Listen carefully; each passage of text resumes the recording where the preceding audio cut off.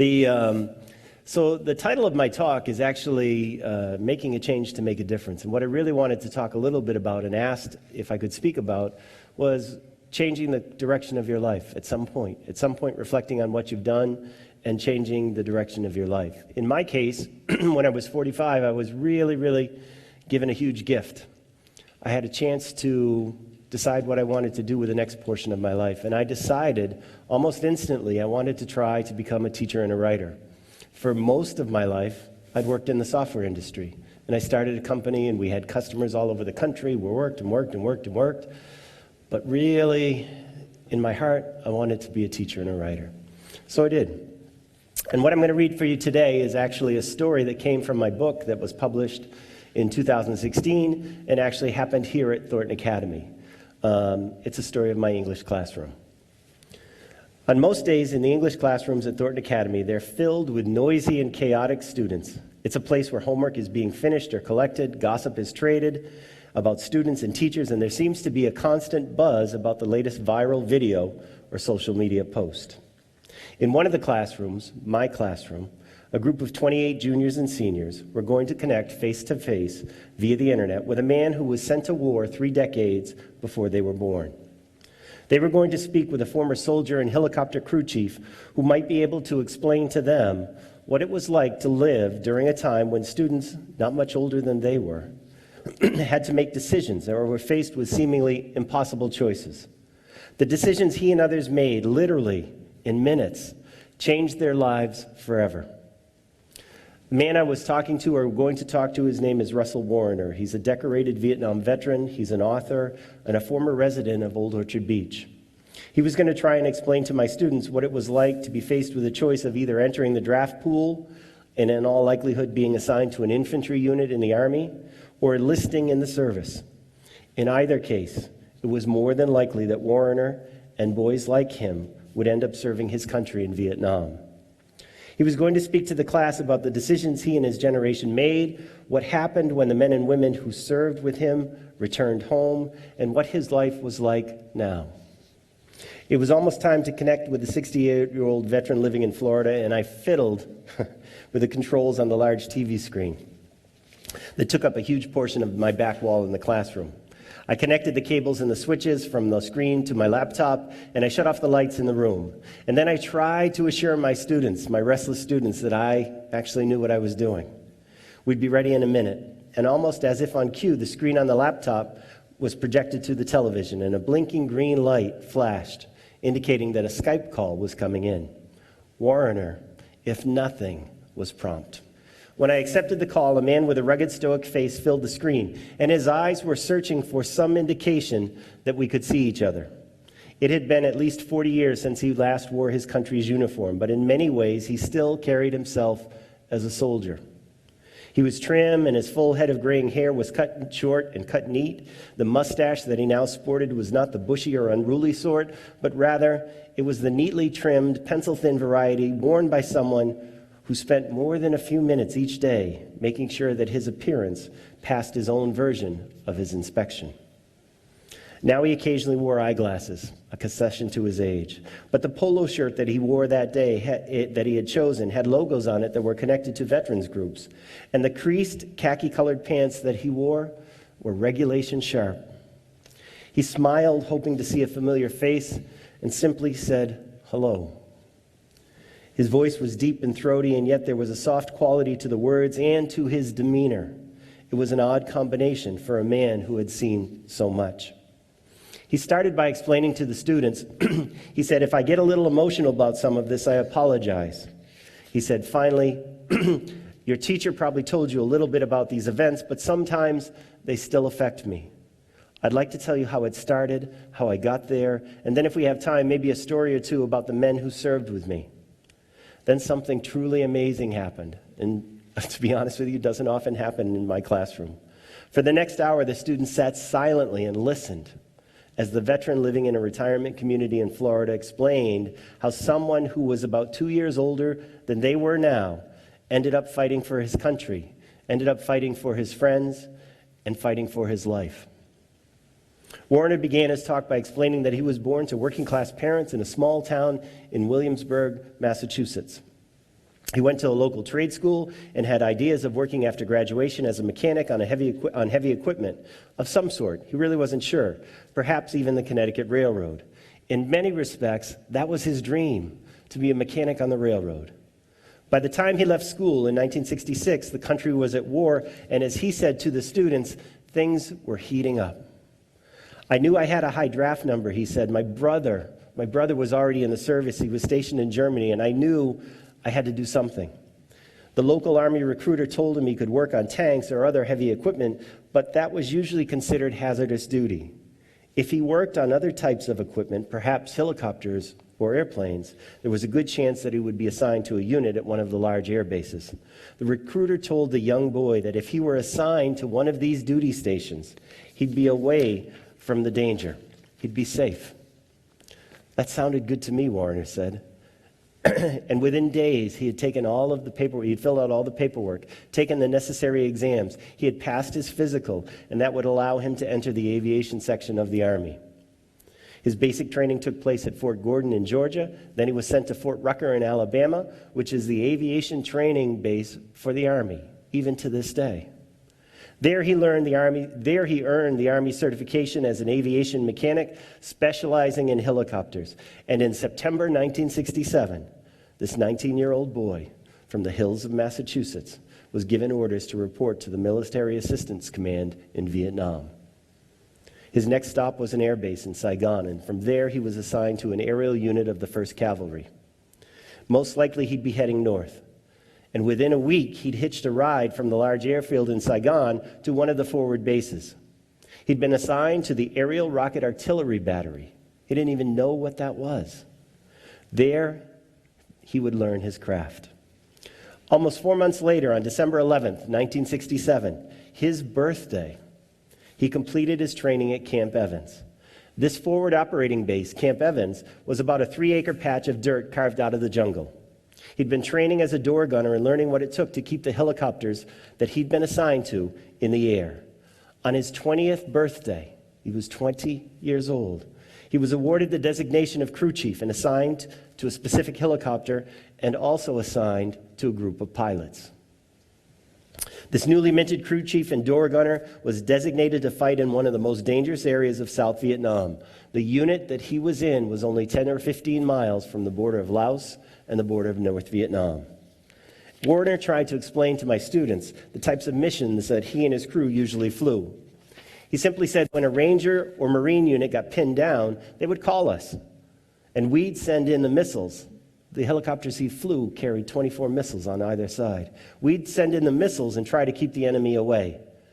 Then, if we did our job, they would be able to get away. Many of the missions he flew were after sunset. Many in bad weather. And from the cargo bay in the back, he would often man the M60 machine gun and protect his ship as it sailed through the humid night sky. There were open doors on both sides, he said, and depending upon which way the ship banked, which way the Huey banked, I would clip in into either the right or left door frame, he told the students. I wanted to be on the side that was facing the ground.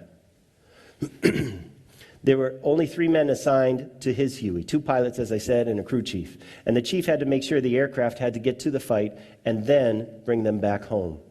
About a month later, after he was a designated crew chief, in January 1968, the Tet Offensive started in Vietnam.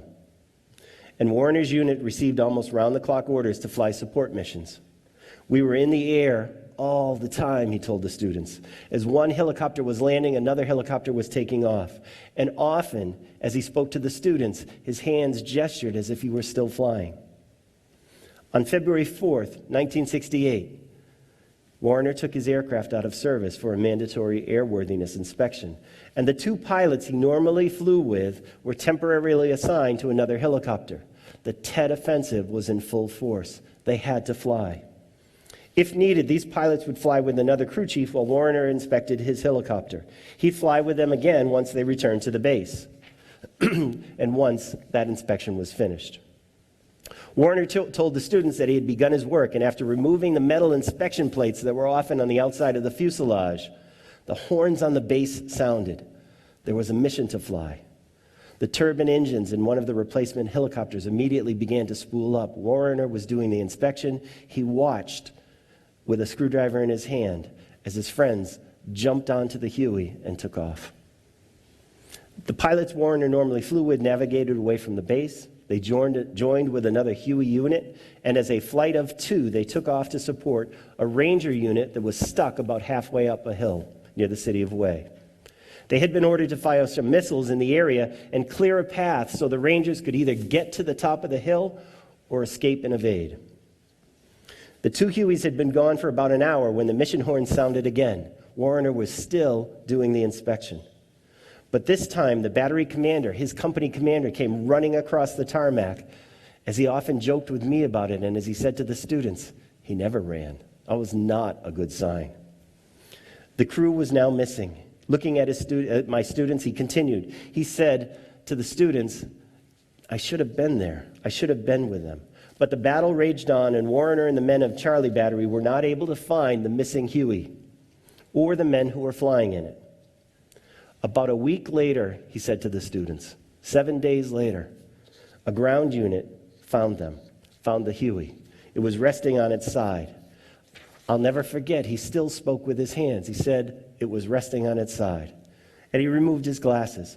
He said to them, the pilot and the crew chief and the extra gunner were found at the crash site. They were all dead. He said it matter-of-factly, but then he also included the co-pilot was missing. His voice trailed off with a memory, but then, according to Warner, he continued and he said, the infantry units finding in the area had found tracks away from the Huey and leading to the foliage or leading to the trees and the tree line. They thought that perhaps the co-pilot, Michael O'Connor, was alive, and perhaps he'd been captured, or worse yet, had been taken prisoner. About 30 days later, his worst fears were proven to be true. Michael O'Connor's name appeared on a list of prisoners, and he had been taken north to Hanoi. He ended up staying for the remainder of the war in the Hanoi Hilton, and was only released when the peace treaty between the United States and Vietnam was signed in 1973. Warner had long since left Vietnam and was now flying in Korea. It would be 44 years before I saw him again, Warner said to my students, but I never forgot him. After that day, I felt like I had to fly. That was my job. I didn't fly that day. My friends didn't come back. Warner explained to the students, he spent about 9+ years in the Army, and then he was discharged, and the Army sent him home to his family. He paused at this point and then said, I'd like to explain how I got to where I am today. After dealing with the effects of post-traumatic stress disorder, after 9 years in the service, he spent more than 30 years working through some of the issues he experienced. And Warner wanted to find a way to honor all of the men and women who served their country, not just served with him, not just served during the Vietnam era, but served their country. He was now living in Maine, and he was retired, and he petitioned the governor, Governor Paul LePage, and he asked him to declare Saturday, the third Saturday in September, he asked him to declare it POW MIA Day in the state of Maine, a day dedicated to the memory of all service personnel who were taken prisoner or listed as missing in action, and the governor signed a proclamation. It would be marked on the official calendar for the state. With that document in hand and that proclamation in hand and a community willing to help him, Warner worked for more than a year to organize a POW MIA event in Old Orchard Beach. He wanted to dedicate the weekend's activities to someone who served with him or someone who served during his time in Vietnam.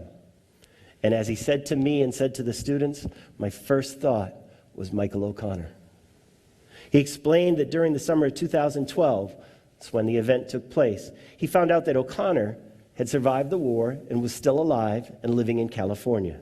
He had a wife and he had 3 children. And he made sure to tell the students the 3 children that Michael O'Connor had were all born after his time in Vietnam. He survived. From a friend of a friend, Warner got O'Connor's home phone number, and he made a conscious decision to call him. At this point, it had been more than 40 years. It was emotional, Warner said, but we talked for hours. Initially, he said to the students, I thought we were only going to talk for minutes, but by the time we were done, it was closer to 4 hours. Warner asked his friend if it would be okay to dedicate the events to him and if he would consider coming to Maine to speak about veterans. O'Connor, who was 21 at the time he was captured, had never spoken publicly about his time in captivity, and he agreed. He told his friend Russ he would come to Maine. On Thursday, September 20th, 2012, Warner and 4 other men from his unit in Vietnam waited at the Porton International Jetport, waited to see their friend and fellow soldier again. The last time they had seen him, he had taken off on that mission and never returned. All of the men who waited at the bottom of the escalator for arriving flights, they strained to get a glimpse of their friend. Each man was now in his 60s. There they are. And they lived throughout the United States. But for this one moment in time, they were together again. They hugged, they cried, they laughed at each other, they poked fun at each other. They were young men again. Somehow they had been transformed. They would do anything, they told each other, to bring their friends home. Warner explained to the students that he has since, from his time in Old Orchard, he has since moved to Florida for health reasons, but he still stays, to this day, stays in touch with O'Connor and many of the other men that he served with. I literally spoke to him a couple days ago about this event. It helps me, he said, and then after a short pause, he added, I think it helps them too. And the allotted time for our talk was drawing to a close, and like my class, I had been silent for nearly an hour. That too was unusual. I interrupted my friends and told the students that they would have to wrap up their conversation, but I wondered if there were any last-minute questions from my students. Is there something they wanted to ask this man? Sitting at his kitchen table about 1,500 miles away from Thornton Academy, Warner nodded in the direction of the students and told them he would try to answer the question as best he could. About that time, a thin 16-year-old girl with big bright eyes and a serious expression, most of the time, was sitting near the edge of the class, and she raised her hand. Go ahead, Abby, I said. She sat a little straighter and moved to the center of the room to make sure that Russ could see her in the television screen. And she simply said to him, I want to thank you for your service. Within seconds, this man, Warner, his eyes filled with nearly 5 decades of emotion. And he turned in the direction of the young girl. He didn't know her from anyone. She continued and said, your story is amazing. And she now noticed the reaction that her words had caused. Her eyes filled with tears too. Thank you, she said again. Warner watched her and scratched the place, trying not to say whatever he wanted to say, but scratching the place where his hairline connected to his forehead. He turned again toward me and simply said, you're welcome. About a second or two later, the bell sounded in our classroom. The period was over. The block was ended. Our lesson was done. That's my story.